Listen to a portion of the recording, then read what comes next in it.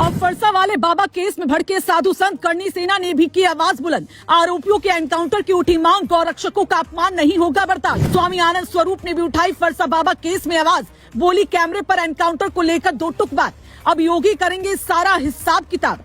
आई बड़ी खबर, योगी ने भी लगाई क्लास, गौरक्षा के मुद्दे पर रखी मीटिंग में बात, किया फरसा बाबा के केस में ऐसा ऐलान, हर कोई हैरान, अब आरोपियों का बचना नामुमकिन है। जिस फरसा बाबा को लेकर पहले सड़क से लेकर सोशल मीडिया तक गुस्सा उफान पर था, अब उसी मामले ने एक नया रूप ले लिया, क्योंकि अब सिर्फ भीड़ नहीं बल्कि साधु संत और करनी सेना भी खुलकर मैदान में उतर आई। और यही वजह है कि मथुरा का ये मामला अब सिर्फ एक हादसे तक सीमित नहीं रहा, बल्कि एक बड़े आंदोलन की शक्ल लेता दिख रहा है। दरअसल कोसी कला में हुई इस घटना के बाद शुरुआत में जिस तरह की अफवाहें फैलाई गई, उसने पूरे इलाके का माहौल गर्मा दिया। गौ तस्करी से जोड़कर कहानी बनाई गई, लोगों में आक्रोश भड़का और हालात हाईवे जाम और पथराव तक पहुंच गए। लेकिन अब जांच आगे बढ़ी तो पुलिस ने साफ किया कि एक सड़क हादसा था, घने कोहरे में दो ट्रकों की टक्कर हुई और उसी में फरसा वाले बाबा की जान चली गई। बावजूद इसके कुछ तत्व लगातार इस मामले को भड़काने में जुट रहे हैं और अब इसी गुस्से ने नया मोड़ ले लिया, क्योंकि करनी सेना ने इस केस में खुलकर एंट्री कर दी है। बता दें, स्वामी आनंद स्वरूप ने साफ चेतावनी देते हुए कहा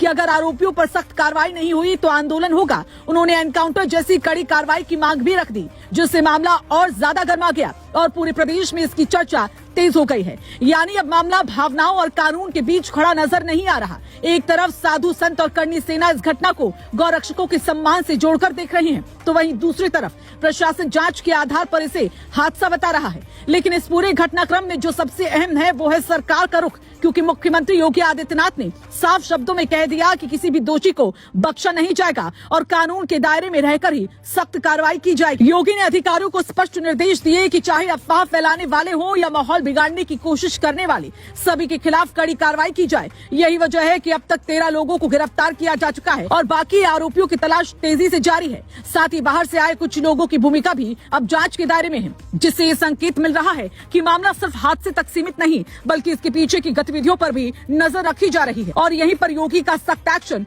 पूरे मामले की दिशा तय करता दिख रहा है, क्योंकि एक तरफ करनी सेना का दबाव लगातार बढ़ रहा है तो वहीं दूसरी तरफ सरकार ये सुनिश्चित करने में जुटी है कि कानून व्यवस्था पर कोई असर न पड़े। यही वजह है कि हर स्तर पर निगरानी बढ़ा दी गई और किसी भी तरह की अफवाह या उकसावे को तुरंत रोकने की कोशिश की जा रही है।